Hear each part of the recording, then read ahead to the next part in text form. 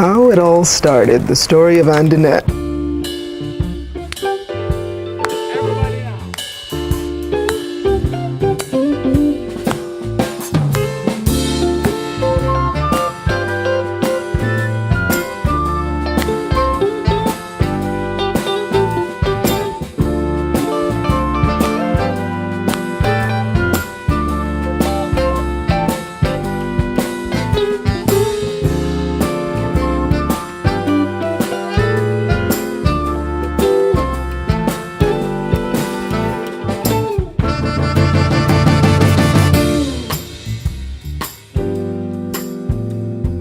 የድርጅታችን መጠሪያ ዳይናሚክ ኦፊስ ሲስተምስ ሲሆን ኃላፊነቱ የተወሰነ የግል ማህበር ነው።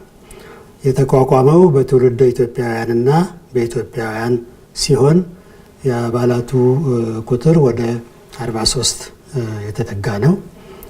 ይሄ እንዳልኩት በ1998 አካባቢ የተቋቋመ ሲሆን ፍጹም ትኩረቱ በትምህርት ላይ ነው። ከመዋለ ህፃናት እስከ ኮሌጅ ወይም ሶስተኛ ደረጃ ትምህርት ላይ ትኩረት የሚሰጥ ነው። በተክላላው በእነዚህ በጥቂት ዓመታት ብዙ ተማሪዎችን ማስተናገድ ሲችል ትኩረቱ ጥራት ስለሆነ ተማሪዎችን በብዛት ከማሳተፍ ይልቅ በጥራት ላይ ያተኮረ ሂደት ላይ ነው ያለው። ለዚህም አንድነት ኢንተርናሽናል ትምህርት ቤትና አንድነት ኢንተርናሽናል ኮሌጅ ተከፍተው በአንድነት ኢንተርናሽናል ትምህርት ቤት ከ1400 በላይ ተማሪዎች በአንድነት ኢንተርናሽናል ኮሌጅ ከ900 ያላነሱ ተማሪዎች እየተስተናገዱበት ይገኛሉ። ባለፉት ጥቂት ዓመታት በ12ኛ ክፍል ደርሰው ብሔራዊ ፈተና የሚወስዱ ተማሪዎችን ውጤት እንኳን በምንመለከትበት ጊዜ ሙሉ በሙሉ በጥሩ ውጤት የሚያልፉበት ተቋም ሆኖ ይታያል። ማሳለፉ ብቻ ሳይሆን ኢንፋክት ያለፉት በሙሉ በከፍተኛ ትምህርት ተቋሞች በአገር ውስጥና በውጭ ሀገር ትምህርታቸውን እየተከታተሉ ይገኛሉ። በኮሌጁ ደረጃ በመጣበት ጊዜ 5 ጊዜ ያስመረቀ ሲሆን በአካውንቲንግ እና ፋይናንስ፣ በኢንፎርሜሽን ቴክኖሎጂ፣ በቢዝነስ ማኔጅመንት ለነዚህ ትኩረት በመስጠት በእነዚህ ፕሮግራሞች በቴክኒክና ሙያ ስልጠና እና በመደበኛ የኮሌጅ ትምህርት እየተሰጠ ይገኛል። በዚሁ በኮሌጁ ደረጃ ከዛም አልፎ እንዳውም ለማስፋፋትም በሚታሰብበት ጊዜ 2 ፕሮግራሞች ተጠንተው ለእውቅና ጥያቄ ቀርበዋል። እንግዲህ በጥቅል ስናይ እነዚህን ሁሉ ፕሮግራሞች በምናካሄድበት ጊዜ ተቋሙ ከጊዜ ወደ ጊዜ እያደገ የተቋሙ ተከታዮች ወደ ከ300 በላይ ሰራተኞች አሉት። ከዚህ ውስጥ ደግሞ 80% ያህሉ ቀጥታ በአካዳሚክ ስራ ላይ የተሰማሩ ናቸው። ይሄ ወደ 260-50 ሰራተኞች በዋናው በትምህርት ማስተላለፉ ስራ ላይ የተሳተፉ ናቸው ማለት ይቻላል። ይሄም ሆኖ ደግሞ እንደው በጽጌረዳ ምንጣፍ ላይ የተሄደበት ሳይሆን የራሱ ደግሞ ተግዳሮቶች አሉበት። እነዚህ ውስጣዊና ውጫዊ ልንላቸው እንችላለን። ውስጣዊ የምንለው የሰራተኛ በየጊዜው መልቀቅ ሊሆን ይችላል። ከደሞዝ ጋር ወይም ከተለያዩ ጥቅማ ጥቅሞች ጋር የተያያዘ ሊሆን ይችላል። በዚህ ምክንያት ይሄ እንደ አንድ ተግዳሮት የምናየው ነገር ነው። ሁለተኛው ደግሞ እንደው ውጫዊ ብለን ብንል ከፍቃድ ማግኘት ጀምሮ ያሉ ሁኔታዎች እንደ ተግዳሮት ሊታዩ የሚችሉበት ሁኔታ ነው ያለው።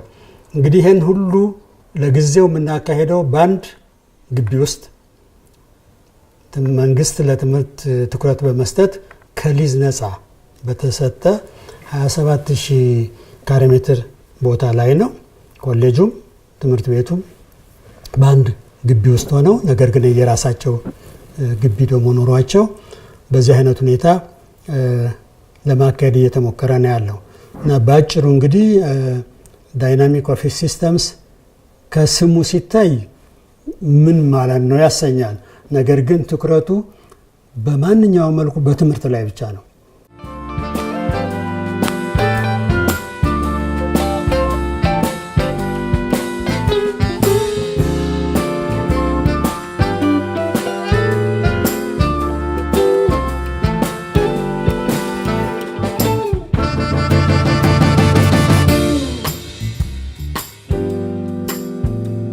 ታሪኩ የሚጀምረው በኔ እይታ በፈረንጆች አቆጣጠር በ2004 ነሐሴ ወር ውስጥ ነው ማለት በአበሻ በኢትዮጵያ አቆጣጠር 1996 ነሐሴ ላይ ማለት ነው። እና ያን ጊዜ ምንድነው የተፈጠረው?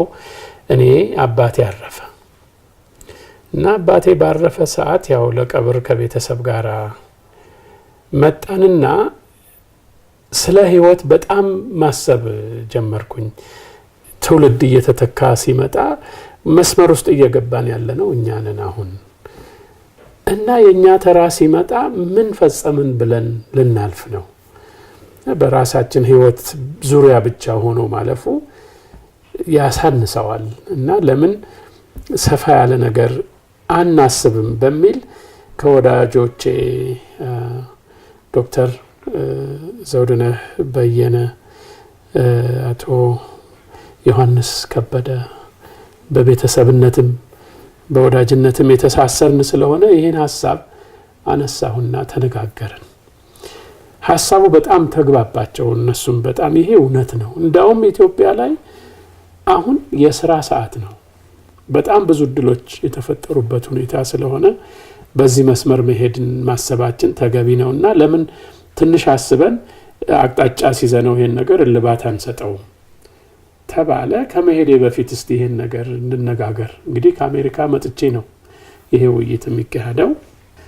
ትዝ ይለኛል ወንድም ዮሐንስ ነው ይሄ እኮ ወደ ትምህርት ቤት ብንሄድ ብዙ ነገር እድል አለ፣ ከመንግስትም አንፃር የሚሰጡ እድሎች አሉ በዛ ዙሪያ። ይሄማ እንዳውም እኔ ራሴ በጣም ደስ የሚለኝ መስመር ነው፣ የምሰራበት የተማርኩበት ነውና በጣም ይመቻልና እንግዲህ እኛ በሶስታችን ደረጃ ይሄን ከተግባባን ሌሎችም ያስፈልጉናል።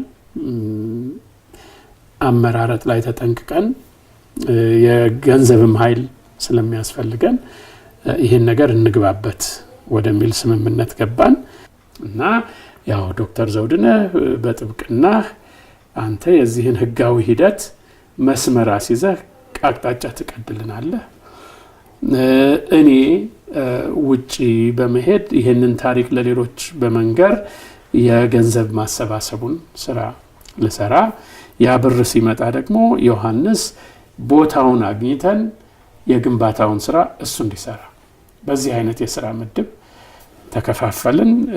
በዚህ ተግባብተን ተለያየን። ይሄው እንደገና በፈረንጆቹ 2004 ነው። በአጋጣሚ ሆኖ 2005 ላይ ዶክተር ዘውድነህም ለጉዳይ ወደዛ ወደ አሜሪካ መጣ። በዚህን ጊዜ የቤተሰብ የወዳጅ የአብሮ አደግ ሁኔታ ነው የተፈጠረው። እኔ ቤት ነበረ ስብሰባው የተካሄደው እና ይሄን ነገር እንግዲህ እንደዚህ አይነት እድል መጥቷል፣ በዚህ አቅጣጫ ለመሄድ ያው ገንዘብ ያስፈልጋል እና እኛ ደግሞ ይሄ ኢንቨስትመንት የሚባለውን እንግዳ ነን፣ በዚህ አስተሳሰብ ላይ ብዙም አልሰራንበትም እና እንደዚህ አይነት የገንዘብ መሰባሰብ ይጠይቃል፣ የሚያስፈልገው ብዙ ነው። ስለዚህ ይሄን ነገር የምትፈልጉ የምትግባቡ የሚል ስንጀምር እኔም እገባለሁ፣ እኔም እስማማለሁ፣ ቁጥሩ ደህና፣ እንግዲያውስ ቦታ እንፈልግ። እዚህ ያሁኑ ቦታ ላይ ጀምሮ እንቅስቃሴ ያካሄድ የነበረ ቡድን ነበረ።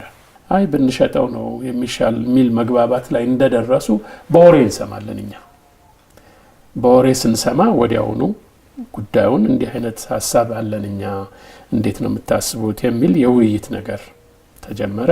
መግባባት ላይ ደረስን። በምን አይነት የሂሳብ ልውውጥ ህጋዊ ሂደት መካሄድ እንደሚችል ሁሉ መግባባት ላይ ተደረሰ። 4 ሰዎች የነበሩበት ቡድን ነው። እና ያን ቡድን የህልሙ በትምህርት ዘርፍ ነበር። እንደዚህማ ከሆነ አብረን ለምን አንጓዝም በሚል ስምምነት ከአራቱ ሶስቱ ከኛው ጋር አባል ሆነው ይሄን ድርጅት ፈጥረን ስም ሁሉ የተሰየመለት ነበረ። ያንን ስም ከምንለውጠው በቃ ዳይናሚክ ይባል፣ ዳይናሚክ ኢንተርናሽናል ዩኒቨርሲቲ ኮሌጅ ይሆናል። እንግዲህ በኮሌጅ ነው የጀመርነው ስንጀምር እና ህልማችን አገር ውስጥ ብዙ ከፍተኛ ትምህርት ያን ጊዜ ብዙ አልነበረም። ከውጭ የምንመጣ በጣም ብዙ ሰዎች አለን በትምህርት ዘርፍ የተሰማሩ። እንዳውም ከአባሎቻችን ብዙዎቹ በማስተማር በፕሮፌሰርነት የሚሰሩ ብዙዎች ስለነበሩ ቀስ በቀስ እኛውም ቢሆን ለወደፊት መተን ይህን ነገር አሳድገን ለሀገርም መስራት ነው ወገንን ማሳደግ ነው በሚለው ተማምነን እንሄዳለን የሚለውን ያዝን። ከዚህ ሁሉ መግባባት ከደረስን በኋላ የገንዘቡም ልውውጡን ሁሉን ከተግባባን በኋላ ወደ መሸጋገርና በአዲሱ ኩባንያ ስም ግንባታ ስራ እንዲሰራ ተጀመረ። ዓላማ አድርገን የያዝ ነው ያው የገንዘቡን መጠን ተመንን። ይሄን ያህል ሰው ቢገኝ በድምሩ ይሄ ይመጣል፣ ይሄ ህንጻውን ለመስራት ያስፈልጋል የሚል 20 ሰው ብናገኝ የሚል እንቅስቃሴ ነው የጀመርነው። መጀመሪያ 20 የምትባለውን እንደውም የመጀመሪያ 20ዎቹ መስራች አባላት ተብለው ነው እንደውም መታሰብ ያለባቸው ብለን 20 እስክንደርስ ድረስ ሄደንበታል። እንግዲህ ይሄንን እስክናደርግና ሰውን ደግሞ ያው እንግዲህ ውስጥ ሲገባ አንዱ ትልቅ ስራ ሰውን ማሳመን ነው እና የሰውን ገንዘብ ከተረከብክ በኋላ ደግሞ ብራችን የት ደረሰ፣ ምን እየሰራ ነው፣ እንዴት ነው የሚለውን ማሳመኛ ስራ መስራት ስለነበረብን የተደጋገመ ስብሰባ እናካሄድ ነበር። እንዳውም የኢትዮጵያም መንግስት እንዲያውቀው የሚያስፈልገው እውቅና ብቻ ሳይሆን መደጋገፍም እንዲኖር በሎስ አንጀለስ የነበሩ የኢትዮጵያ አምባሳደር በወቅቱ ጠርተናቸው ቤታችን ድረስ መጥተው ውይይት አድርገን ብዙ የመደጋገፍ ነገር አግኝተን የተነሳንበት ነበርና ለ20 ነው ስንሰራ የነበረው። የጀመርነውም ግንባታውን በዛ ደረጃ ነው። ይህ ሲሆን ይሄንን ኃላፊነት ደግሞ ለእኔ እና ለዶክተር ወርቁ እና ዶክተር ዘውድነህ ነበር የተሰጠን። በ2006 እንግዲህ ዲዛይኑን፣ ቦታውን፣ ፍቃዱን እና የግንባታ ፍቃዱን ሁሉ መፈጸም ነበረብንና በአጭር ጊዜ ውስጥ ይሄንን ስራውን ጨምሮ በ12 ወር የምታዩትን ግንባታ የመጀመሪያውን ይሄንንና ፕሮጀክት ቢሮን ታች ያለውን በ12 ወር ከነ እቃው ከነ ሙሉ ድርጅት በማቋቋም ዳይናሚክ ኦፊስ ሲስተም ኃላፊነቱ የተወሰነ ግል ማህበር በሱ ስር ግን ዳይናሚክ ኢንተርናሽናል ዩኒቨርሲቲ ኮሌጅ የሚል የመጀመሪያውን ትምህርት በ2009 ላይ ጀመርን እና ከዚያ በኋላ በመቀጠል ይሄንን ህንፃውን ተጨማሪ ህንፃውን መሰረቱ ተጀምሮ የነበረውን ወደ ላይ ጨረስ ነው። በስተጀርባ ያለውን ደግሞ ከአንደኛ እስከ አራተኛ ክፍል የሚሆነውን ህንፃ ግንባታ አጠናቀቅን። የ4 ዓመት የፕሮጀክት ቀርጸን እሱን በማጠናቀቅ ላይ እንገኛለን። መንግስትም ይሄንን ቦታ ከግብርና ከቀረጥ ነፃ ሰጥቶን ለዚህ አገልግሎት እንዲውል እያደረገ ፈቃዶችንና ያው መንግስት ማድረግ ያለበትን ነገር ሁሉ እያደረገልን ድጋፍ እያደረገልን ይገኛል። የህንፃ ግንባታ በጣም ቻሌንጂንግ የበዛበት ስራ ነው። ምክንያቱም ዲዛይን አለ፣ ፈቃዱ አለ፣ ዘን ጨረታ ማጫረቱ አለ። የእቃዎች ደግሞ በወቅቱ ተሟልቶ ያለመገኘት የግንባታ እቃዎች ላይክ ሲሚንቶ፣ አሸዋ፣ ጠጠሩ እና እነዚህ ደግሞ ብዙ ከውጭ ኢምፖርትድ የሚሆኑ ከውጭ የሚገቡ የኤሌክትሪክ እቃዎች፣ የሳኒተሪ እቃዎች በወቅቱ ማግኘት ችግር ነበር በዛ ጊዜ እና ይህን ሁሉ እንግዲህ አንደኛ ደረጃ ተጫራች ነው ያደረግነው። ብዙዎችን ስራዎች በአንድ ጊዜ ሳይመልቴነስ በሆነ ፓራላል በሆነ መንገድ ነው ያከናወነው። ጥናትና ዲዛይኑን፣ ፈቃዱን፣ ጨረታውን፣ ከዛ ደግሞ እቃዎቹን የፈርኒቸር የመማሪያ እቃዎችን ኮምፒውተርና የመሳሰለውን በጀት አድርጎ ያለንን 14 ሚሊዮን ብር በጀነሬት ያደረግነውን እሱን በአግባቡ መጠቀምና ለስራ ማስኬጃ ጭምር ማዋሉ አንዱ ቻሌንጅ ነበር። እሱንም ያው ምንድነው በተገቢው መልክ ቅድሚያ የሚሰጣቸውን የግንባታ ነገሮች ቅድሚያ እየሰጠን ይሄን በቀኝ በኩል የምታዩትን በሙሉ ህንፃዎች በ4.7 ሚሊዮን ብር ነው የሰራነው በዛ ጊዜ ገንዘብ ማለት ነው። ግቢው ትልቅ እንደመሆኑ ከ7000 ስኩዌር ሜትር ገደማ ስለሆነ ማጠሩ ራሱ ወደ 12 ሚሊዮን ብር ይፈልጋል። ስለዚህ በየፌዙ ማጠር ነበረብንና ግንባሩን ብቻ አጥረን ሌላውን ዛፍ በመትከልና በቆርቆሮ በማጠር እንደዛ ነው ያደረግነው። ለግንባታ የሚሆነው ለፈርኒቸር የሚሆነው ለኮምፒውተሮች ለመጽሐፎች መግዣ የሚሆነው ሚኒመም ነገር መድበነው ያለ ችግር ስራውን ልንጀምር ችለናል። እና የውሃ ማስገባቱም እንደዚሁምና የውሃ እጥረትም ነገር ያጋጥመን ነበርና በኋላ ላይ ትልቅ ወደ 145 ሜትር ጥልቀት ያለው ውሃ ጉድጓድ በኋላ ላይ ተቆፍሯል። ግቢው የራሱ ውሃ ጉድጓድም አለው። ከከተማው ደግሞ የ2 ኢንች ውሃ ሰፕላይ ያገኛል።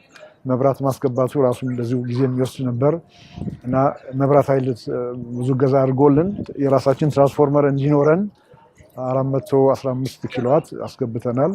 ስልክ መስመሮችም እንደዚሁ 100 መስመሮች ናቸው ፋይበር ኦፕቲክ የሆነ መስመር በዛ ጊዜ የሰጡን እና ብዙ ትብብርም ድጋፍም አለ። ቻሌንጆችም ያው ስራው ቴክኒካል እና የበጀትና ስራዎች በጊዜ ያለማለቅና ማታ ጭምር የመስራትና በተለይ ኮንትራክተሩ በኋላ አባላችን የሆነው ኢንጂነር አቡ እሱ ብዙ ነገር እገዛ በማድረግ እሁድም ጭምር በመስራት በአጭር ጊዜ በ12 ወር እንዲያልቅና ስራው እንዲጀመር እገዛ አድርጎልናል።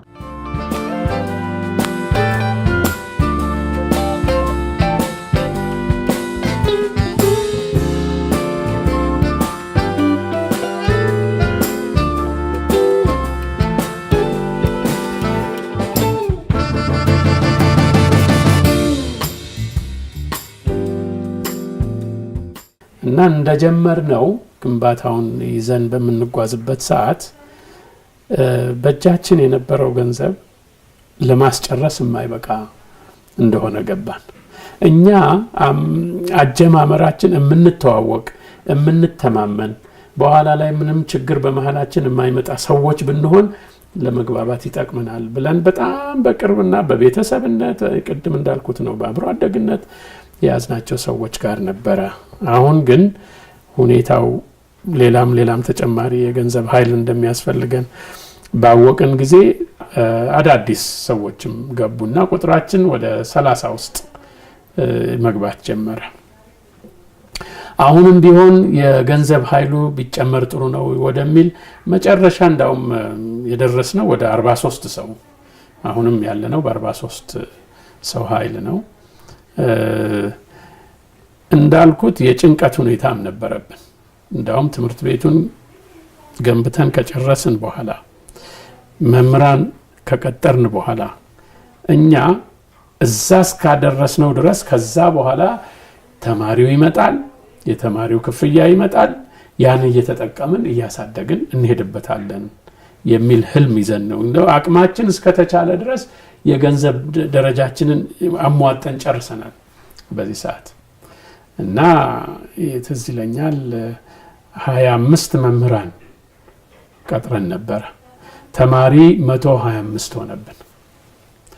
125 ተማሪ እንዴት አድርጎ ነው አይበቃም። ያ ገቢ ወጪውን ችሎ አትርፎ የሚቀጥለውን ህንፃ እየሰራ እያደገ ራሱን ችሎ ይሽከረከራል ነው ህልሙ። በዚህ መሃል በጣም ተቸገረ። አልበቃለ በእጃችን ላይ ያለው ገንዘብና ከውስጥ ካሉ አባሎች ላይ ያረ ተጨማሪ አንዳንዴ እንደው ብድርም ቢሆን ደሞዝ እያነሰ መጣ ብድርም እና ይሄ ነገር እንደማያዛልቅ ግልጽ ሆኖ ታየን። አይ ይሄ ነገር ይሄ እንግዲህ አንድ አመት ተኩል ሄደን ነው መጨናነቁ የመጣው። አሁን ከእውነት ሌላ ምንጭ ካላገኘን እንደማያዛልቀን ግልጽ ሆነልን። እንዳውም በችግሩ ዘመን እርስ በርስም አንዳንድ መነጋገር አለመተማመንም ብቅ ይሉ ጀመረ። አንድ ነገር አርገውት ሊሆን ይችላል እነዚህ መሪ ሆነው የሚሰሩት ሚላ ትንሽ ስም የሰው ስም እየተነሳም መጣ። ሰላም እንዳልሆነ ሁኔታው ግልጽ መሆን ጀመረ። እኛ ተጨናነቅን። ይሄ ነገር የማያዛልቅ ከሆነ እኮ ንብረቱ ዋጋው ኑሯል። እንዳው ሰው እኮ ይሄ ቦታ ይሸጥ ቢባል እጅግ በጣም አትራፊና ደስተኛ ነው የሚሆነው።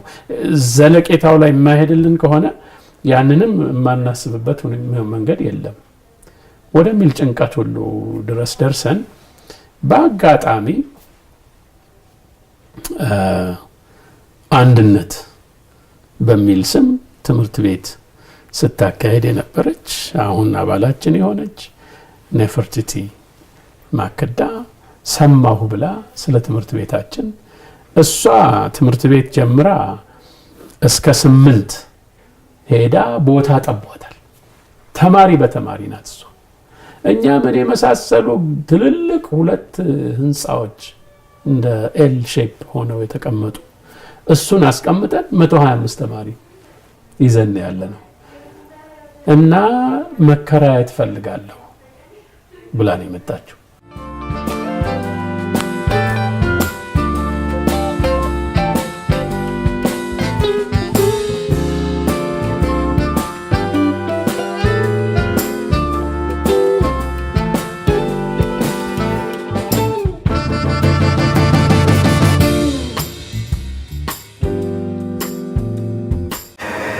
How it all started, the story of Andinet.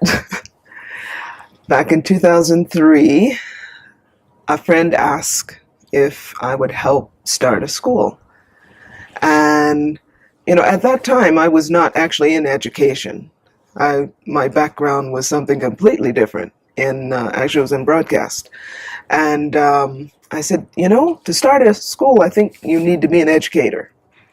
And I'm not an educator, though I'd work with high school students in journalism for 8-10 years. But I didn't think that was enough to start a school. And so the conversation went on and on and on about it, and I kept resisting. But I knew there was a need for a school. And I've always had an interest in education, but I said, I don't think I can do this. And so I had to start researching. What does it take to be a good school? What is needed to start a school? What are the standards that we're looking at? If we're talking about international, what does international mean? It means you have to come up to a certain standard. And so we researched everything. We worked together. We researched and found out down to the size of the tables, the chairs, what kind of curriculum we're going to use. And we decided to use an American curriculum. And of course, there's not one standard American curriculum. There are state curriculums, of course, in each state and in the U.S. And so we chose Virginia as a standard, and we started to use the standards for kindergarten. So we started with a small kindergarten, and our idea was to make that as international as possible in its look, in its feel, in the curriculum, in the type of students even that we're looking for. We're looking for students from different countries. We're looking for Ethiopian students. We're looking for Ethiopia diaspora students, to bring everybody together, because I named the school Andinet. Andinet is my daughter's name. And I wanted that name because Andinet means more than unity. It means to be very much together as one, working together, pulling together as one. And so that was the original vision, and it's still the vision of Andinet International School, to bring everybody together, and let's work together to make our school the very best, and to make it the kind of environment where children want to stay here. They don't want to go home, which is the case now. They don't like to go home. They stay here for as long as possible. They have friends of different nationalities. They have friends of different ethnic groups. We want everybody to come together and feel like an extended family. And that's the comment. That's the kind of comment that we get from our families, that they feel very welcomed here. We started with 2 students, only 2, Edward and Ephrata. Ephrata, Ethiopian, and Edward from Tanzania, because our first location was around Bole Brass, and the Tanzanian embassy is there. And so we started with those two students, and we had a beautiful, beautiful compound. It was probably the last place we looked at before we were about to give up and say we can't find a place. And it had a beautiful garden where parrots would come in September on their migration tour to somewhere. And so we'd hear the beautiful parrots, making all their noises in the garden, and the colors and the beautiful sunlight that poured into that compound made everybody feel welcome. In the first year, actually even in the summer, we had three international teachers who came from Tennessee State University, where my husband was teaching as a professor there. And so when we brought those teachers, it was very, very exciting to have them in Ethiopia. And they were excited to come to Ethiopia. I told them so much about the country. I fell in love with Ethiopia the first time I visited. And I wanted to live here. I felt drawn to the culture. I felt this is a comfortable place to be. For me, I feel at home here. And so those teachers were going by what I had told them about Ethiopia. They would come in the summer and work for a program that we started. Actually, it was at the end of the first year. It was a program to get students interested in academics, some remedial work, a lot of creativity in the arts. And so those three teachers came, and they were very excited to be with us. And they brought so many new ideas to the school. We had one Indian teacher also, as well as Ethiopian teachers. And so that was the beginning. And we started to attract many families who were looking for a place where they felt comfortable, where they felt welcome. They didn't feel like an outsider when they came, because when anybody came to our school, they were embraced. Teachers, students, everybody. And so that first year was kind of an up and down. I mean, we created this beautiful environment. We put Amharic Fidel on the wall in colors. It was really, really beautiful.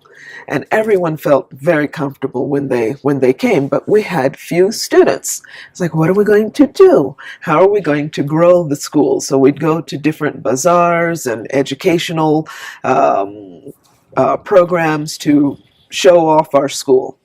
And it was going slowly because, here in Ethiopia, families want to see what you can do first before they bring their children, that you have to prove yourself. And I understand that because, schools come and go. They open and close. So we have to be careful about where we take our children. And I was, in the beginning, as the head of school, I was also helping to teach. I was also promoting the school and talking to embassies, talking at NGOs, talking with different parents. Every single day, we're working to build the name of the school. And slowly, a few students came, and then a few more. And then our break came when there was a play group that was operating that had lost its place. There were 2-year-olds. We had decided only to start from 3 years old, not 2. And so we thought about it, we talked about it, and we said, okay, we don't have any children in the compound now, so why not accept these 2-year-old children as a play group? So we converted the back of the house, the service area, into a very nice nursery. And they brought about at least 10 children, which was a great start for us. And so by the end of the school year, what we had was our few students. By then we'd gotten up to about 5 or 6, and then these 10 children. And we had our first culture program, our first end of the year program, where the children were performing and singing and showing off the different skills that they had learned. And they were so small and so cute. And they wore their traditional clothes. Then we had a number of different international families represented from different countries in our school. And that was just really lovely to see, because that was really showing the Andinet. We had children from India, we had children from Russia, we had, children from Tanzania, other parts of Africa, and Ethiopians all together in one school. And so it was a very beautiful end of the year program. And we had to rent chairs. That's how successful we were. We had to rent chairs for our program.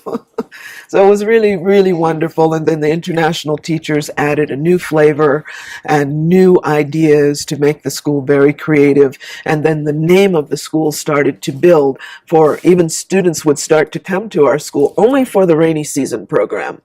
And they would go back to their school during the school year. And they were regulars for a number of years. And then they would come together with our students. In the first year, one school in Addis closed. And those families came to us and wanted us to take their children. We didn't have any space. We weren't prepared. And that was one of the big challenges of having enough space to grow the school. Because at that time it was a medium-sized compound. So we knew after the first year, not even at the end of the year, by the middle of the year, parents were asking us, what are you going to do next year? We have other children we want to bring. How are you going to accommodate us? And we thought, oh my gosh, what are we going to do? Can we put up temporary classrooms in this compound? And finally, we rented another compound. So space immediately, before the first year was over, that was the major challenge. And so we found a compound in Bole, in the Brass Hospital area, and it needed a huge amount of work. So much work that we weren't sure if we were going to be able to do it. It was kind of two compounds together, and a very unusual building. And it didn't look like a school at all. But the children loved it. And they still go back and visit that place where we started, because it had stained glass windows upstairs. We made that our big library, winding staircases to different classrooms. And on the back side of the compound was a separate area where we built the Early Childhood Center. And before you know it, a few years pass and we're full. We don't have space again. And so then we had gotten up to about grade 3 or 4. Actually, we had one student in grade 5. And it's like, where are we going to move now? What are we going to do?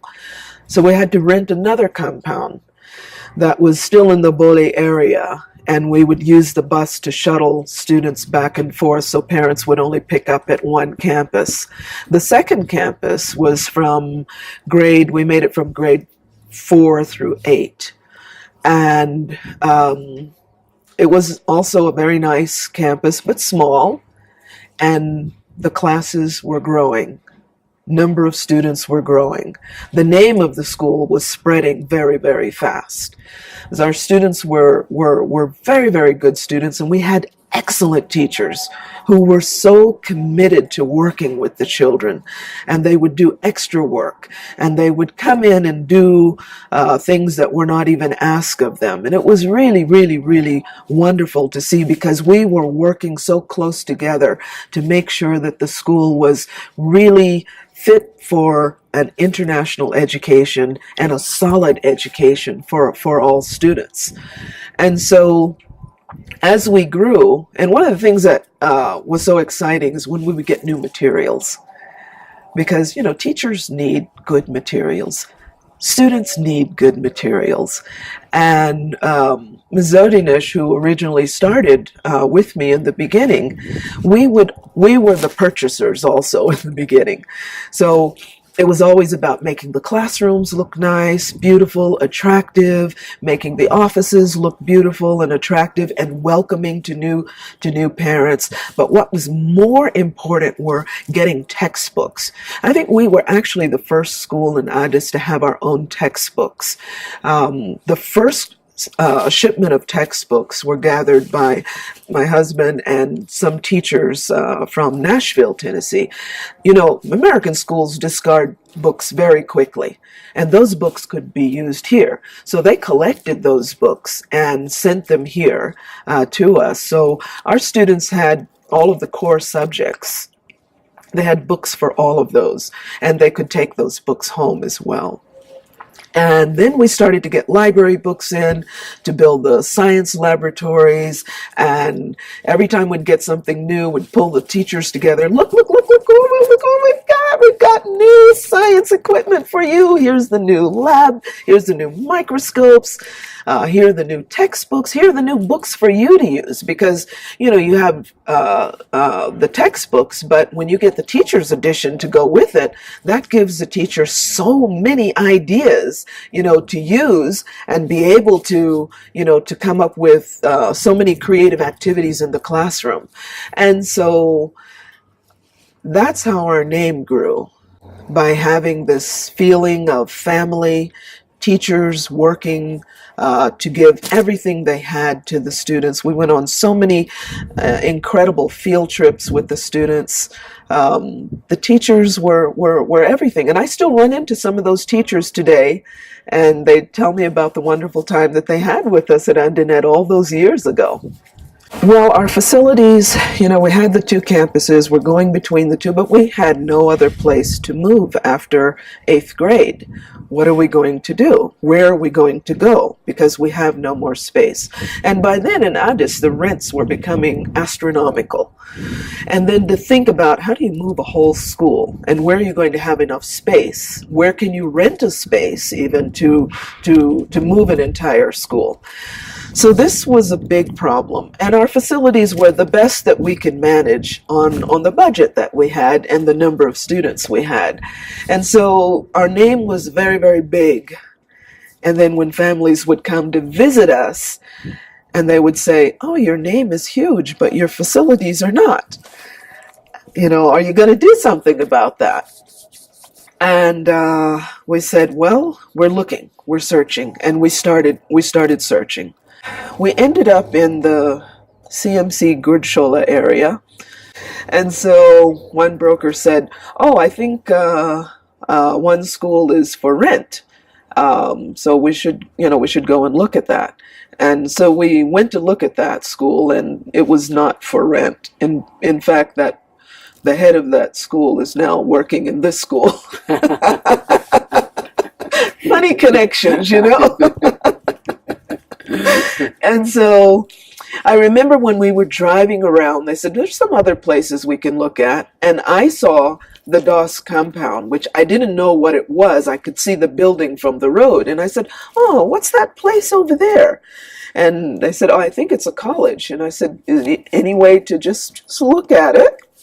And it seemed like we were driving forever from the main road, and then the fence is going on and on and on. I'm like, oh my gosh, what kind of place is this? And it was so funny. I said, I've got to see this in the daytime. And so the next day we came, and I said, wow, this is really incredible. We could really grow in here. And so the person said, I think it's for rent. I'm not sure, but let's go see. So he came in and asked for the office, and went to the office of the president. And I asked if this place is for rent, because we had heard that it was. And he said, no, it's not. There's a college operating here. And he said, so where are you coming from? And I told him about the school, and he said, oh, your mission is very similar to our mission. How could we work together? At first I asked, can we rent the facilities? How much would it cost to rent the facilities? And he said, well, እኛ አናከራይም እልቁንስ ህልማችን ስለሆነ ምናልባት አብረን ብንሰራ ከታች ጀምሮ እስከ ዩኒቨርሲቲ የመሄድ ምኞት ስላለን ድሮም ይሄ መልካም አጋጣሚ ነው ስለዚህ አንድ ላይ የመሆን ፍላጎት ካላችሁ እንነጋገር ማከራየት ግን አናረጋው The suggestion was then, what about merging? I said, well, that could be a consideration. so we could think about that. I knew nothing about a merger at that time, how to do a merger here or anything. So I went back and talked with our people, our team, about it, and we came out to look together, to look at the space, and we said, this is really quite incredible, and there should be a way to work this out. And so we had a team from each side to discuss how it might possibly work. ኔፈርቲቲ ባለቤት አሜሪካ የዩኒቨርሲቲ ፕሮፌሰር ነው። እዛ እኔ አገኘዋለሁ፣ በስልክም በጽሁፍም እንነጋገራለን። እዚህ ደግሞ ከኔፈርቲቲ ጋራ ከሷ ቲም ጋራ እዚህ ያሉት ደግሞ ዶክተር ዘውድነህ ዮሐንስ ይነጋገራሉ። And what would be the conditions and so forth, and we came to an agreement. እነሱም እንዲህም አገሩ ማሳብ ነው፣ ይሄንም ያህል ግቢ ይሄን ያህል ህንጻ ተቀምጦልን ለኛም ጥቅማችን ነው። ያ ነገር መስመር ገባልን። የሚያስፈልገው የህጋዊ ድርድር፣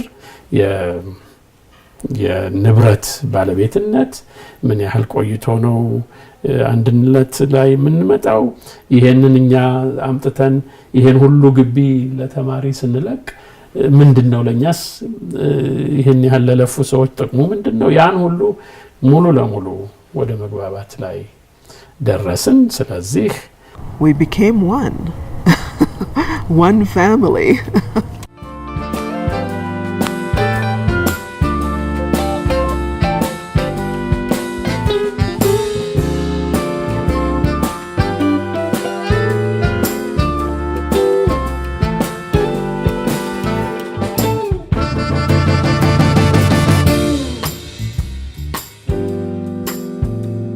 ዩኒቨርሲቲ ኮሌጅ ተጨንቃ የነበረችበት ዘመን አልፎለት ጥሩ ትርፍ የሚያመጣ እንግዲህ እንዳልኩት እስከ 8 ሄደው ነበርና ወደ ግቢ ሲመጡ 9ኛ ክፍል ነው የተጀመረው ከኪንደርጋርተን ከታች። እንግዲህ ቅድም እንደጀመርኩት ስንጀምር ተገናኝተን የነበርነው ሰዎች በአብሮ አደግነት በቤተሰባዊ ነገር አብረን ያደግን የምንተዋወቅ ሰዎች ስለነበረን ብዙ ችግር አልነበረብንም። በኋላ ግን ያነሰን የኛ አቅም እየጠበበ ሲመጣና ሌሎች ስናስገባ እኛን ማንነታችንን አያውቁም። በኃላፊነት ላይ የተቀመጥነውን ሰዎች የወደ ጥርጣሬም ምንድነው ይሄ ነገር እንዴት እየሆነ ነው የሚል እርስ በርስ ያለ መተማመን ሁኔታዎች መፈጠር ጀመሩ። አብዛኛውን በዛን ሰዓት አብዛኛውን አሜሪካ ያለ ኢትዮጵያዊ ነው የገንዘብ መዋጮውን ያደረገው። እዚህ ያሉም የተወሰኑ ቢኖሩም በብዛት አሜሪካ ያሉ ነበሩና እዛ ያሉትን ለማስተባበር እዛ ያሉትን ወደ እምነት ለማምጣት እርስ በርስ የመተዋወቅ እድል ለመፍጠር ተደጋጋሚ ስብሰባዎች መጥራት ነበረብንና ከሌላ ስቴት ያው እንግዲህ በቤተሰብ በጓደኛ በሚያውቀው ሰው ስለነበረ ከኒውዮርክ ከሌሎች ስቴቶች የመጡ ስብሰባውን የሚሳተፉ ሰዎች ነበሩ። አስታውሳለሁ እኛ የምንኖረው በሳን ፍራንሲስኮ ቤይ ኤሪያ አካባቢ ስለሆነ ስብሰባዎቻችን ሳን ሆዜ እኔም በመሰራበት ኮሌጅ ያቀናብር ያደረኩበት ሁኔታም ነበረ። የችግሩን ነገር በትዝታ ሳስታውሰው አብዛኛው በገንዘብና እርስ በርሳችን በጣም ማንተዋወቅም ስለነበርን የመተማመን ችግሮች ነበሩ። የኔ ትዝታና መለካከቴ አሁንም ቢሆን ከገንዘብ ችግር ጋር ነው ማገናኘው። ምክንያቱም እኛ እንደምንም ጥረን ተጣጥረን ያንን ህንጻ ብንጨርስ ደግሞ ቀላል ህንጻ አይደለም፣ እጅግ በጣም ትልቅ የሚባል ነው በወቅቱምና በእውነቱ ምስጋና የምናመሰግናቸው ብዙ ሰዎች ነው ያሉትና አቶ ዮሐንስን እጅግ በጣም ልናመሰግነው እንደሚገባ እኔ አውቃለሁ። ወጪው እንዲያንስ በጣም እንዳይባክን ብዙ ጥረት አድርጎ ሌት ተቀን ሰርቶ ነውና እኛ ያቀድነው እንደምንም ብለን ህንጻውን ብንጨርስ ከዛ በኋላ ተማሪ ስለምንቀበል ተማሪው ሲመጣ የሚመጣው ገንዘብ ሌላውን ወጪ ሁሉ ይሸፍናል የሚል ሂደት ነበረ። ተሳስተናል በዚህ ላይ። የቤቱን ህንጻውን መፈጸም ብቻ ሳይሆን ማራመጃ ለአንድ አመት ነገሮችን የሚያካሂድ የሚል የባጀት እቅድ ማውጣት ነበር። ተጨንቀን ነው ለነገሩ፣ ግን ያንን መወጣት ይገባን ነበር። ትምህርት ቤቱን በትክክል ለማስተዋወቅ ባጀቱ አልነበረ እና የፈለግነውን ደረጃ ይዞ እንዲሄድልን እንዳውም ከአሜሪካ ሰው መጥቶ አመራሩን ቢይዝ ጥሩ የልምድም ነገር ስለሚኖር ስሙም ጥሩ ስለሚሆን በዛ ነው መሄድ የሚችለው ብለን ከአሜሪካ ድረስ ነው ሰው የትምህርት ቤቱ ፕሬዚዳንት ብለን ዶክተር ተስፋዬ ቀጸላን አምጥተን እሱ ሰይመን በእውነቱ ጥሩ ታሪካዊ ስራ ሰርቶልን ሄደው። ግን የባጀት ነገር ተቆርሶና ተቀምጦ የሌለ ስለነበረ በባዶ ለመሄድ ሙከራ የነበረው ነገር አጉል አስቸጋሪ ነው የሆነብን። እግዚአብሔር ይመስገን ነገሮች ሁሉ ብሩህ ናቸው አሁን።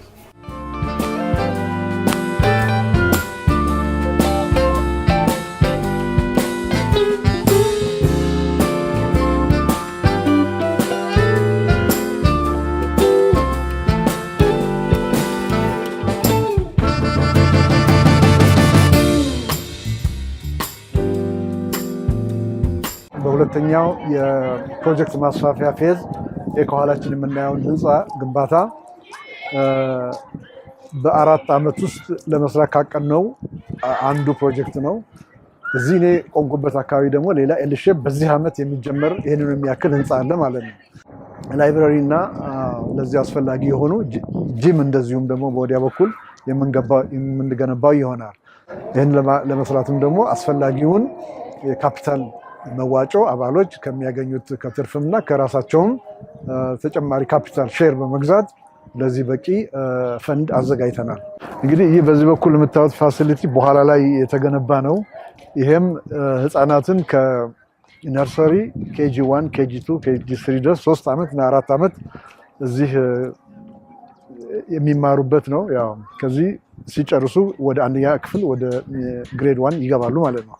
ለዚህ ብዙ የመጫወቻ ፋሲሊቲዎች እንደምታዩ አሏቸው። ውስጥም ደግሞ የሚያርፉበት ቀን ላይ ለጊዜው የሚተኙበትና የራሱን የቻለ ክሊኒክና እንዲሁም ደግሞ የልዩ ጥበቃ የንጽህና ጥበቃ ብዙ የሰው ኃይልም የሚፈልግና የሰለጠኑ ስታፍ ያሉበት ሴክሽን ነው። ይሄ ያው በየአመቱ ቦርዱ እና ጀነራል አሰምብሊ በሚሰጠው ጋይድላይን መሰረት ቦርዱ በየአመቱ በጀት ያወጣል። ማኔጅመንቱ ደግሞ ያው ስራ አስኪያጅ አለው ሲኦ እና በየጊዜው በየአመቱ ተጨማሪ ስራዎችን እንደዚህ አይነት በመስራት ይሄንን የኳስ ሜዳ እንደዚህ ለአገልግሎት እንዲበቃ ተደርጓል። ብዙ ጥያቄዎች እየቀረቡ ነው አሁን ያሉት። ተመሳሳይ ተቋሞች በክልልም አካባቢ በአዲስ አበባ አካባቢ እንድንከፍት እየተጠየቀና ያለ ነው። ነገር ግን ይሄ ሙሉ በሙሉ ገንዘብ ለማግኘት ወይም በንግድ መልኩ በቢዝነስ መልኩ የተቋቋመ ባለመሆኑ መጀመሪያ የጀመርነውን በጥራት አሳድገን ከዛ ደግሞ ሌሎች ቅርንጫፎችን ማቋቋሙ የበለጠ ጠቃሚነት ይኖረዋል በሚል በዚህ መልኩ እየተሰራ ነው ያለው። እንግዲህ አቅማችንን በየጊዜው ለውጦችን በማምጣት ሁኔታዎችን በማሻሻል ነው። ከዚህ አንፃር ግቢውንም በዚሁ መልኩ ለተማሪዎች በሚያመች መልኩ፣ ለመምህራኑ በሚያመች መልኩ፣ ለሌላውም ለወላጆችም በሚያመች መልኩ ለማዘጋጀት እየተሞከረ ነው ያለው። መጀመሪያ ሲመሰረት በአንድ ህንፃ ውስጥ ተመስርቶ የነበረው አሁን በሚታይበት ጊዜ ኢንፋክት 4 ማለት ይቻላል መዋዕለ ህፃናቱ ራሱን ችሎ በአንድ አካባቢ፣ የመጀመሪያ ደረጃ ትምህርት ቤቱ እንደዚሁ ራሱን ችሎ በአንድ አካባቢ፣ ሁለተኛ ደረጃ ትምህርት ቤቱም እንደዚሁ ራሱን ችሎ በአንድ አካባቢ፣ ኮሌጁ ደግሞ ራሱን በቻለ መልኩ የተደራጀ ነው። አሁንም በቅርቡ ተጨማሪ ህንፃዎች በመገንባት በዚሁ ግቢ ውስጥ ያለውን አቅርቦት ለማሻሻል ጥረት እየተደረገ ይሄም ዲዛይኑ አልቆ ለፈቃጁ ክፍል ቀርቦ እየተጠበቀ ነው ያለው እና እንግዲህ በዚህ መልኩ የተቻለውን ያህል ጥረት እየተደረገ ነው ያለው ለማለት ነው። ዋናው ትኩረት ያ የምንሰጠው ትምህርት ጥራቱን ጠብቆ ለሀገር በሚጠቅም መልኩ ምን መስራት ይቻላል። ይሄንን በሚመለከት በዚህ አመት አሁን በያዝነው አመት የ5 አመት ስልታዊ ጥናት ወይም ስትራቴጂክ ጥናት እንዲጠና ይህንን ስናደርግ ወደፊት ለሚቀጥሉት 5 ዓመታት ምን እናደርጋለን፣ ለሚቀጥሉት 10 ዓመታት ምን መስራት ይገባናል፣ ከጥራት አንፃር ከመድረስ አንፃር በሚለው ሁሉ ይሄ ስትራቴጂክ ጥናት እነኚህን ሁሉ ያጠቃልላል ብለን ነው የምንጠብቀው። በዛ መሰረት እንግዲህ በአሁኑ አያያዛችን ጥሩ ነው እንሂድበት በሚለው ብቻ ሳይሆን ከከተማው ብቻ ሳይሆን ተማሪዎቻችን ከዓለምም ደረጃ እንዲወዳደሩ ነው የምንፈልገው። ለምሳሌ ለዚህ ዓመት ብቻ ለዚህ የትምህርት ዘመን ብቻ በበጀት አንፃር ወደ 46 ሚሊዮን ብር ወጪ ለማድረግ አቅደናል። በካፒታል ወጪ ደግሞ ወደ 19 ሚሊዮን ብር ገደማ እንደዚሁ ታቅዷል። በኢትዮጵያ ውስጥ ጥራቱን የጠበቀ ከፍተኛ የትምህርት አስተዋጽኦ ሊያበረክት የሚችል ተቋም ለመመስረት ነው። አይ ቲንክ መሰረቱንም የጣል ይመስለኛል። ለምሳሌ ሰራተኛ በደሞዝ ብቻ ሳይሆን ለሰራተኛው የምናደርጋቸው ጥቅማ ጥቅሞች አሉ። ለምሳሌ ለቤት መደጎሚያ የደሞዙን 10% እንሰጣለን። ትራንስፖርት እናቀርባለን። ትራንስፖርቱ ለጠቅላላው ሰራተኛ በሚጠቅም መልኩ አውቶቡሶች ሁሉ አደራጅተን ያንን ጠዋት ያመጣል፣ ማታ ይመልሳል። ሌላው ከዚሁ ጋር የተያያዘ ደግሞ የሕክምና ዋስትና ለመስጠት የግሩፕ ሜዲካል ኢንሹራንስ የምንለው አለ። እያንዳንዱ ሰራተኛ እስከ ተወሰኑ ሺህ ብሮች የመታከም መብት አለው። ከዛም እንደውም ደግሞ እንዳልኩት የቤት ማግኘት ችግር ስላለ ቤትም ለመደጎሚያ የሚሆን የደሞዙን 10% ለቤት መደጎሚያ እንከፍላለን። ከጠቅላላ የኩባንያው ሰራተኞች 80% ያህሉ መምህራን ናቸው ወይም የአካዳሚክ ሰዎች ናቸው ብያለሁ። እነሱ ልጆቻቸውን በነፃ የሚያስተምሩበትም ሁኔታ ተመቻችቶ ነው ያለው። የመጀመሪያውን ልጅ በተለይ ሙሉ በሙሉ ወጪውን የሚሸፍነው ትምህርት ቤቱ ነው። The most important thing about Andinet today is preparing our students for this globalized society that we live in. The world has become much more complex. It's more important to learn how to think critically, how to be able to analyze rather than rote memorization. So you have to be able to think. And there's so much on the internet today that students need to be able to, when they're presented with information, they need to be able to look at that and see what's useful and what should be discarded. They need to learn how to think about global issues, about national issues, down to the personal level. And thinking together with creativity and innovation, that's the answer to help children to be in a position, to grow into a position where they'll be able to solve the problems, the major problems that we're facing as humans in the world today. You know, climate change and terrorism,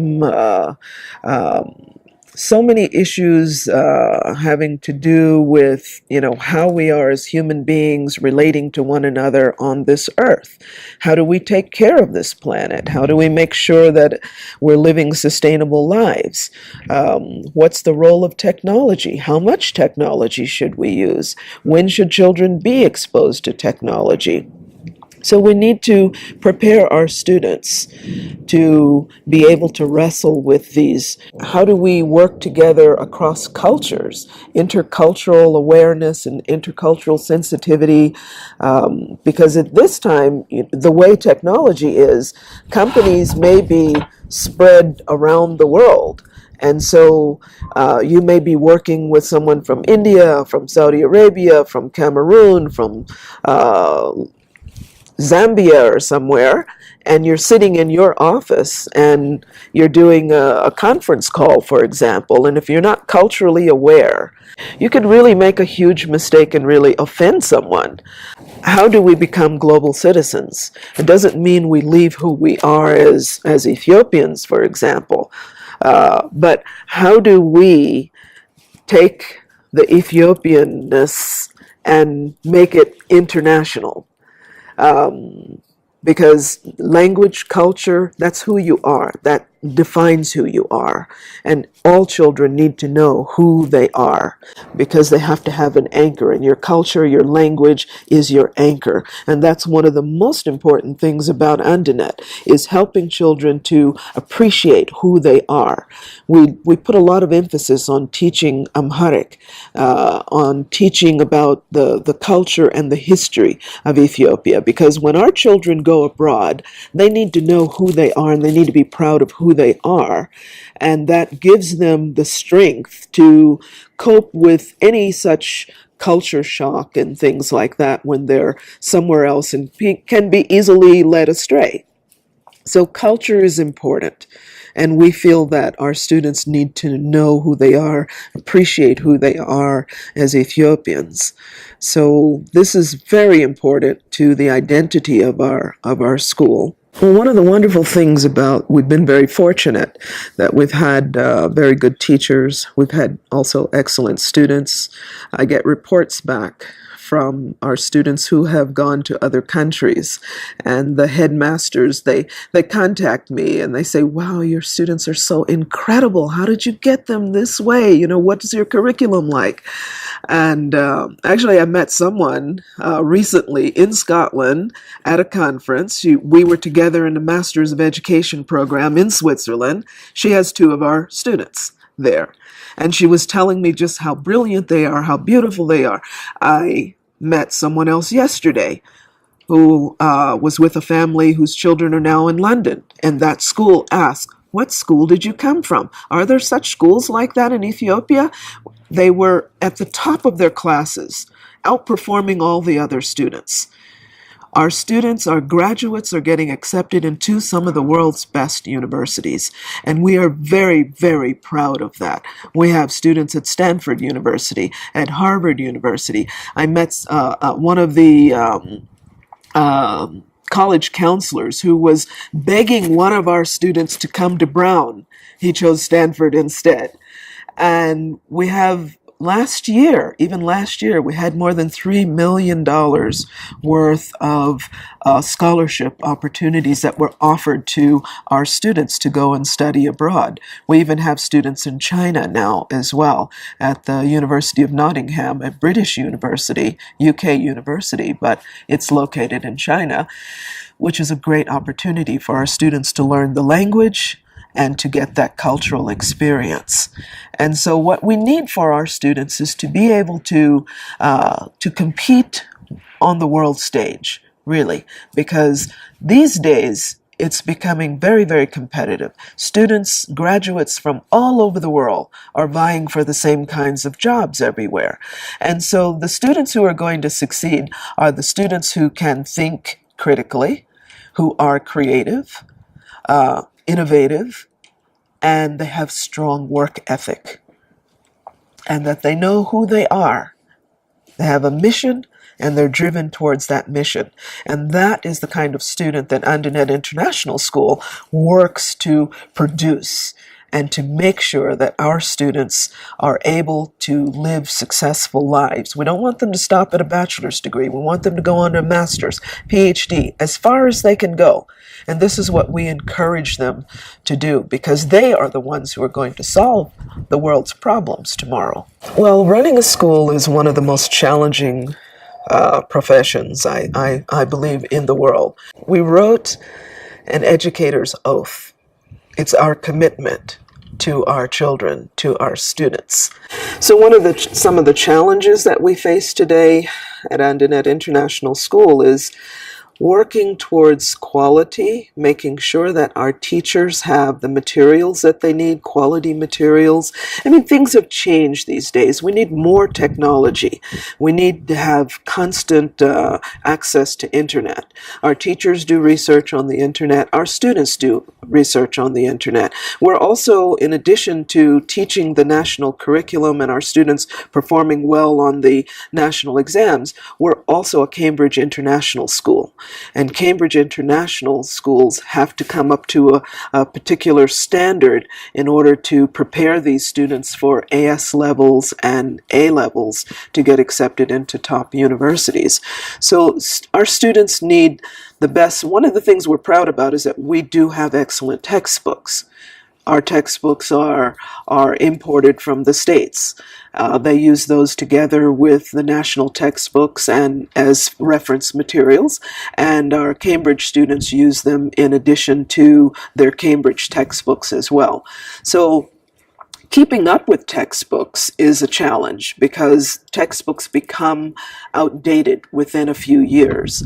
And so looking at the role of technology is really important. Should we be looking at our textbooks on laptops, not on laptops, but on, well, I guess it could be on laptops, but on tablets?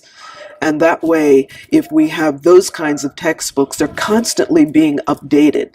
And when you use those textbooks, children can go back and read and watch the lecture again.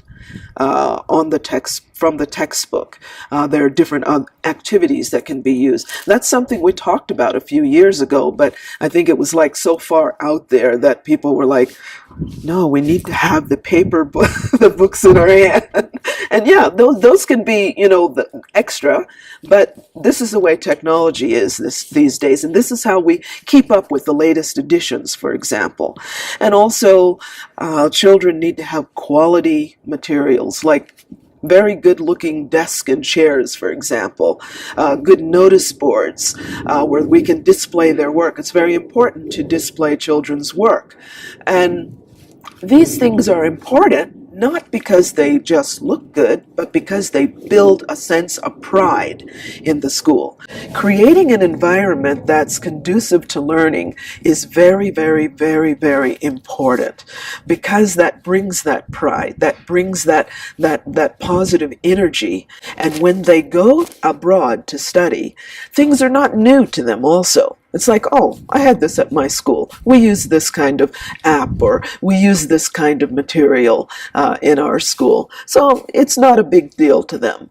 Because when Ethiopian children go abroad, sometimes they face funny questions like, do you have cars? Do you have school? I mean, silly questions, And we want our students, when they go abroad, we want them to feel very solid and very, very comfortable in who they are and their abilities and their ability to perform well. For our teachers, we really have to retain our best teachers. It's a very competitive education market in Addis Ababa now, unlike any other time before, because we put a lot of work into professional development for our teachers throughout the year, and particularly before school starts, bringing them up to date on the latest teaching methodologies.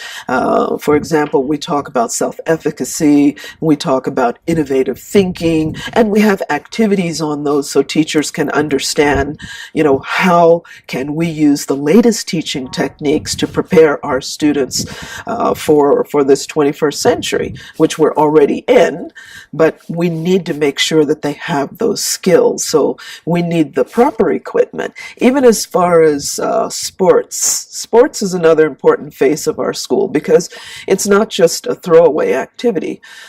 Organized sports teaches kids about teamwork, about how to follow directions. All of this goes hand in hand with the academics, athletics, academics together. And we need to make sure that they have the equipment that they need in order to be able to compete. For example, uniforms. A uniform makes all the difference in the world about how you feel as a team. And when you go out to, we play against other international schools here in Addis, and we also participate in a very big track and field event. And there are schools coming from other countries also. So if our students have, we're the Falcons, by the way, the AIS Falcons, and we win a lot. where we have very good teams. And so we want our kids to feel proud. They should walk out on the field with, the falcon on their jersey, Andinet on their jersey. And that's really important to the psychology of winning. And so we want the best for our students, for our teachers. And teachers and coaches, they are the ones who are working every day with the students. Coaching is looked at here as it's like a plaything, but coaching is very important because students are learning all kinds of discipline. And I can tell you that, our students are complimented. When I go to different schools for different activities or conference or something, I always get very good compliments about our students, about their sportsmanship, how well they behave when they go to other schools. This makes you feel amazing, This is the coaches. It's the contribution of the coaches. It's the contribution of the teachers who are shaping these students. If a school doesn't have good teachers, a school is not a school. And that is really why we write our oath, our educator's oath. We recite that educator's oath at the end of our professional development. We have candles where it's a symbolic thing where we're recommitting ourselves to our students, to education, and to understand that education is one of the most important, one of the highest callings there is. ይሄ ሆነ ማለት ግን ሁሉም ነገር አስተካክለናል ማለት አይደለም። እንዳውም በቅርቡ የኩባንያው ባለቤቶች አጠቃላይ ስብሰባ ተደርጎ ይሄ እንደ አንድ ነጥብ ተይዞ ውይይት ተደርጎበት በአስቸኳይ ማኔጅመንቱና ቦርዱ አጥንተው አማራጭ ይዘው ሰራተኛው ሊጠቀም የሚችልበትን መንገድ ሁሉ እንዲያቀርቡ የተወሰነበት ሁኔታ በቅርቡ ጊዜ ውስጥ በተደረገው ስብሰባ ተወስኗል። የተሻለ ደሞዝ፣ የተሻለ ጥቅም በተለያየ መልኩ የሚገኝበትን ሁኔታ ሁሉ ለማጥናት ነው። እንግዲህ ቅድም ያልኩት ስትራቴጂክ ፕላኑም አለ። እንደገና ደግሞ ጠቅላላ ጉባኤ በዚሁ አትኩሮት ላይ አጽንኦት ሰጥቶ ማኔጅመንቱና ቦርዱ አጥንቶ እንዲያስተካክሉ ሁሉ ዳይሬክሽን ሰጥቷል ለማለት ይቻላል። መምሩ ትኩረት አግኝቶ መምሩ ጥቅም አግኝቶ መምሩ ደስ ብሎት በሚሰማራበት ጊዜ የትምህርቱ ጥራትን በዛው መጠን ይጨምራል የሚል አቋም ስለተያዘ ነው በጠቅላላው በድርጅቱ ኮሚኒቲ ውስጥ እና እንደዛ ማሰብም የሚቻልበት ሁኔታ ያለው ለማለት ነው።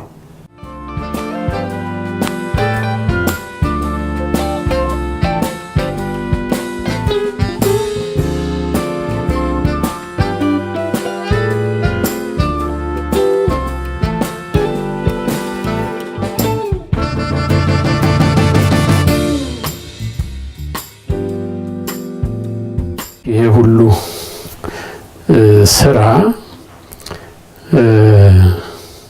በባለ ሀብቶች የተገኘ ስራ ነው እና ያለ የሌላቸውን አንጠፍጥፈው ወደዚህ አምጥተው ምን አይነት ጥቅም አግኝተውበታል ለሚለው